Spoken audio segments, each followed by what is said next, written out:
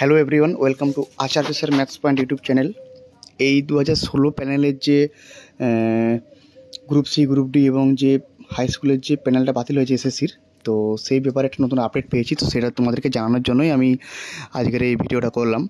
তো এটা একটা খুবই গুরুত্বপূর্ণ আপডেট। দেখো, এই ঘটনাটা তোমরা যেটা ঘটেছে সেটাকে নতুন করে বলার কিছু নেই, তোমরা সবাই জানো। তো আমরা যেটার জন্য ওয়েট করে আছি সেটা হচ্ছে নতুন রিক্রুটমেন্ট। সেটা কখন হবে বা এদেরকেই যে 3 মাসের মধ্যে বলা আছে যে রিক্রুটমেন্ট করতে হবে, সেই ব্যাপারে যে একটা খবর আমি পেয়েছি, সেটার জন্যই আমি তোমাদেরকে আগে এসেছি জানাবার জন্য। সেটা হচ্ছে কি, নয়া বিজ্ঞপ্তি কালকেই বেরোচ্ছে। ঠিক আছে, আজকে রবিবার, কালকে সোমবার, কালকে নয়া বিজ্ঞপ্তি বা নতুন যে ভ্যাকেন্সি সেটা বেরোবে। এটা একটা আজকে খবরের আর্টিকেলে বেরিয়েছে, সেটা আমি তোমাদেরকে জানানোর জন্য এলাম।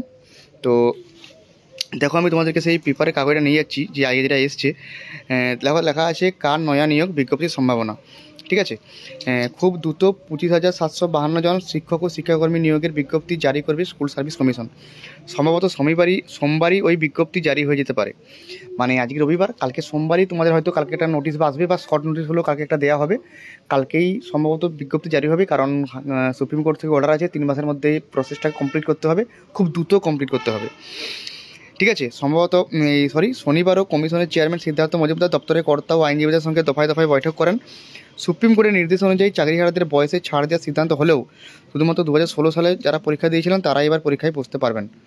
দেখো, যদি এরকমটা করা হয় যে যারা যারা পরীক্ষায় বসেছিল তারাই বসতে পারবে, তাহলে আর বয়সে ছাড়ের দরকার নেই। কারণ যারা যারা 2016-তে বসেছিল নিশ্চয়ই বয়স ছিল বলে বসেছিল, আর তারাই যদি বসতে পায় তাহলে সেরকম কোনো সমস্যা থাকবে না। কিন্তু সমস্যা একটাই, যেটা হচ্ছে কি অন্যরা কী করবে সেটার ব্যাপারে।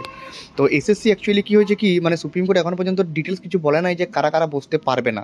ঠিক আছে, তো বলে সুপ্রিম কোর্টের নির্দেশে এই ব্যাপারে স্পষ্ট কিছু উল্লেখ নেই, তাই এই ব্যাপারে ব্যাখ্যা চাইতে স্কুল সার্ভিস কমিশন সুপ্রিম কোর্টে আবেদনও জানাতে পারে। মানে কারা কারা বসবে, কারা কারা বসবে না, কমপ্লিট ক্লিয়ারলি জানতে চাইবে। তবে মুখ্যমন্ত্রী মমতা বন্দ্যোপাধ্যায় ইতিমধ্যেই দ্রুত নিয়োগের বার্তা দিয়েছেন, তাই নিয়োগ প্রক্রিয়া শুরু নিয়ে দেরি করতে চাইছে না কমিশন। নবান্ন সূত্রে জানা গেছে, ইতিমধ্যে শিক্ষা দপ্তরের কর্তাদের সঙ্গে বৈঠক করছেন মুখ্যমন্ত্রী ও মুখ্য সচিব মনোজ পান্ত। 26,000 শিক্ষক ও শিক্ষাকর্মীর চাকরি যাওয়ার ঘটনাটা রাজ্য সরকার যে চরম বিব্রত, তা বৃহস্পতিবার সাংবাদিক বৈঠকে মুখ্যমন্ত্রীর কথাতেই স্পষ্ট হয়ে গিয়েছে। সেই কারণে তড়িঘড়ি চাকরিহারাদের সঙ্গে বৈঠকের সিদ্ধান্ত নিয়েছেন তিনি। শুক্রবার এসএসসি চেয়ারম্যান জানিয়েছেন 3 মাসের মধ্যে নিয়োগ প্রক্রিয়া সম্পন্ন করা সম্ভব নয়। কমিশনের এই মনোভাবে ক্ষুব্ধ মুখ্যমন্ত্রী। তার বার্তা শিক্ষামন্ত্রী ব্রাত্য বসু মারফত কমিশনের চেয়ারম্যানের কাছে পৌঁছেও দেওয়া হয়েছে। এরপরে নিয়োগ প্রক্রিয়া শুরু করা নিয়ে শনিবার দফায় দফায় স্কুল সার্ভিস কমিশনের বৈঠক হয়। 2016 সালে শিক্ষক ও শিক্ষাকর্মী নিয়োগের পরীক্ষায় 22 লক্ষ প্রার্থী পরীক্ষা দিয়েছিলেন। দেখো, আমি তোমাদেরকে ডেটা একটু বলে দিই। 2016 সালে মোটামুটি গ্রুপ সি এবং গ্রুপ ডি মিলে টোটাল 18 লক্ষ পরীক্ষার্থী বসেছিল। আর এসএসসিতে স্কুল টিচারের জন্য প্রায় 4 লক্ষ লোক আবেদন করেছিল। মানে টোটাল 22 লাখের মতো অ্যাপ্লাই করেছিল। ঠিক আছে, তো এই বিপুল সংখ্যক প্রার্থী ছাড়াও যদি নতুনকে অ্যালাউ করে দেয়, তখন কিন্তু 3 মাসের মধ্যে হওয়া সম্ভব নয়, এটাই জানিয়েছে রাজ্য আর কি। যে কারণ 22 লাখের থেকে বেশি যদি অ্যাপ্লাই করবে, যখন নতুন অ্যাপ্লাই করবে তত 22 লাখের বেশি অ্যাপ্লাই করবে। ঠিক আছে, তো 22 লাখের বেশি যখন অ্যাপ্লাই করবে,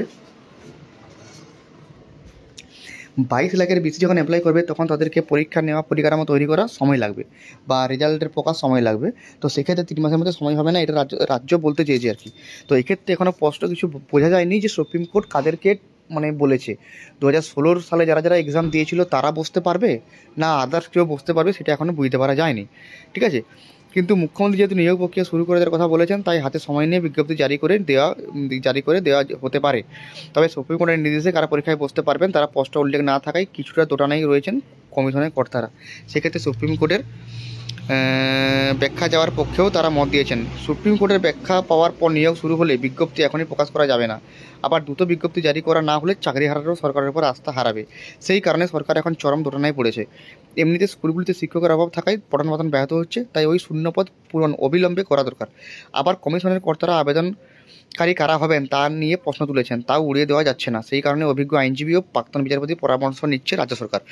দেখো, আমি এটুকু বলতে পারি, যারা যারা 2016-তে অ্যাপ্লাই করেছিল তারা অবশ্যই অ্যাপ্লাই করতে পারবে। এবং আমার যেটা মনে হয় যে নতুনকে অ্যাপ্লাই করার সুযোগ দেওয়া হবে না, যেটা আমার মনে হয়। আমি চাইছি বা কিছু চাইছি না, আমার যেটা মনে হচ্ছে যে যারা যারা 2016 সালে অ্যাপ্লাই করেছিল তারাই অ্যাপ্লাই করতে পারবে, যেটা আমার মনে হয়। কারণ না হলে 3 মাসের মধ্যে প্রক্রিয়া সম্পন্ন করা মুশকিল হয়ে যাবে। তো একেই রাজ্য সরকার তো একেই ঢিলে হয় যে একটা এক্সাম বহু দিন ধরে চলতে থাকে, এই প্রসেস চলতে থাকে।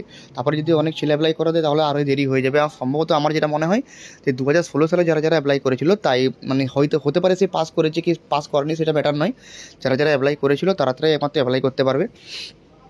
তাছাড়া একটা নোটিফিকেশান যদি সুপ্রিম কোর্ট কোনো নোটিশ দেয় রাজ্য সরকারকে তাহলে সেটা কমপ্লিটলি ডিটেলসে বলতে পারা যাবে। আর এই নিয়োগটা দেরি হবে না, ইমিডিয়েটলি এটা হয়ে যাবে, আর বেশি দেরি করতে হবে না। নোটিশ আশা করছি কিছুদিনের মধ্যেই চলে আসবে। তবে কার নয়া বিজ্ঞপ্তি নিয়োগের সম্ভাবনা অর্থাৎ কালকে সোমবারে, ঠিক আছে, আমরা পাখির চোখের মতো চোখ রাখবো। যদি কোনো নোটিশ রাজ্য সরকার থেকে বা এসএসসি তরফ থেকে দেওয়া হয় সেটা আমরা সঙ্গে সঙ্গে কালকে তোমাদেরকে ভিডিও করে জানিয়ে দেবো, ঠিক আছে। তো এটুকু বলবো, যারা 2016-তে রেডি মানে অ্যাপ্লাই করেছিল তারা রেডি থাকো, একটা ভ্যাকেন্সি আসতে চলেছে এবং এই রিক্রুটমেন্টটা খুব তাড়াতাড়ির মধ্যে কমপ্লিট হতে চলেছে, ঠিক আছে। তো দেখা হচ্ছে পরের ভিডিওতে নেক্সট কোনো